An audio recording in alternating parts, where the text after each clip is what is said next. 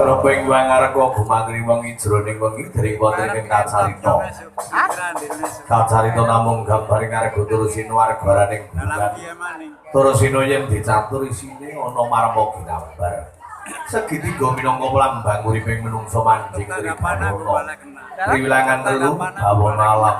Alam kang belum wirangan iki alam kalem alam rame pibah alam ing gelanggengan. Alam kalem alam ing punang jebing bayi ki nang jrogo garbaning biyu. Sampurnane sang bulan 10 dina.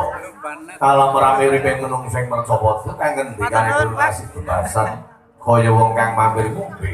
Ning yen alame kelanggengan supo kang sampun pinisah. Mone rono dadi ono. Sawise ono pring-pring asali ora ono.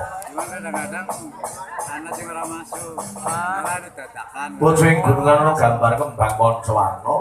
Kembang gandane wangi panca 5. Warna rupa menungso kang gayu luhur asmane ngerti marang sembah.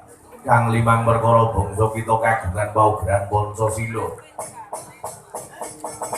Gawe ngagama suci. Salat sedina sewengi 5 wektu kang minangka kewajiban sarta cagak ing agama. Ana gambare kayu kastuburi pangipapat godhonge songo nganti jejeg. Pangipapat wetan kidul kulon lan lor. Wadhage menungsa kedunungan anam sirpatan perkara bumi geni banyu angin. Cahya abang ireng kuning cara sedulur papate menungsa Sobiah gambarah dalamah lan mutmainah. Godhonge songo. Uriping menungsa kapurba miwara sang perkara parandene kayon ngadegi jejeg. Wiwulinge wong gunarep lindhu sedina kaping 7 aja padha lali gandulan waton. Yaiku waton uripi kanggo dasar bener. Bejo-bejane wong kang lali sing bejo wong kang eling lan waspada. Yena yewana yen lena kena. Kemaman gambar Jon Biroso panas ten. Marang ketrimane wong liya gayu ketrima lambarane sapa temen tundhone menangi temah. Ngelakonana tapa japa srana sik kalawan gentur. Gambar manumra bisa kang marati renggani nengganan samat sinamadan daya dinayar. Tapa silira dipun agem yen dijiwit krasa lara aja seneng wiwit marang liyan. Ana gambar untuk jaman kuno pancen sugih, petang-petung dinaning 7/5 sasulatan muluwin dhewe papat. Dina pendana petungane Senin papat. Selasa 3 Rebo 7 Kamis 8 Jumat 9 Minggu 5. Arang keping dina manis paing pon wage kliwon. Manis 5 paing 9 pon 7 wage papat kliwon 10. Sasurolas Sura Sapar mulut badamul Jumat awal.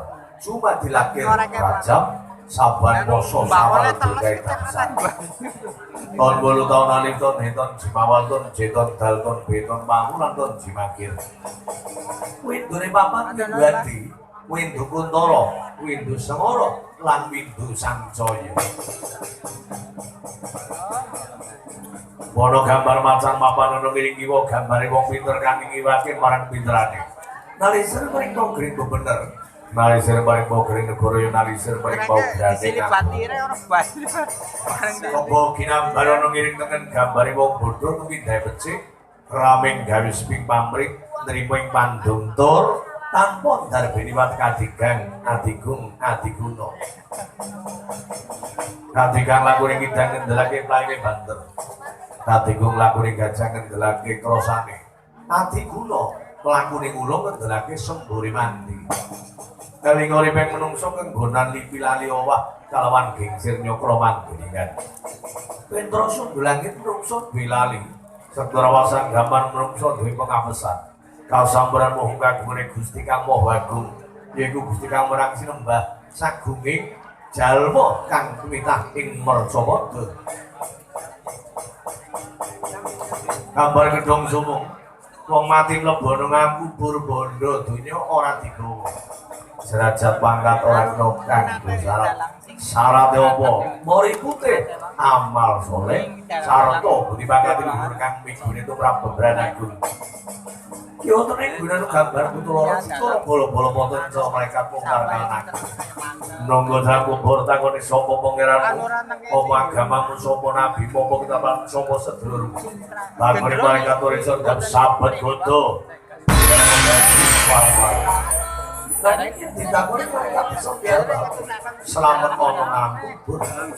Winalinging kurang ngayut binambara bang pasemune gambar bang dirusongan dari marangmu balik hawa nafsu.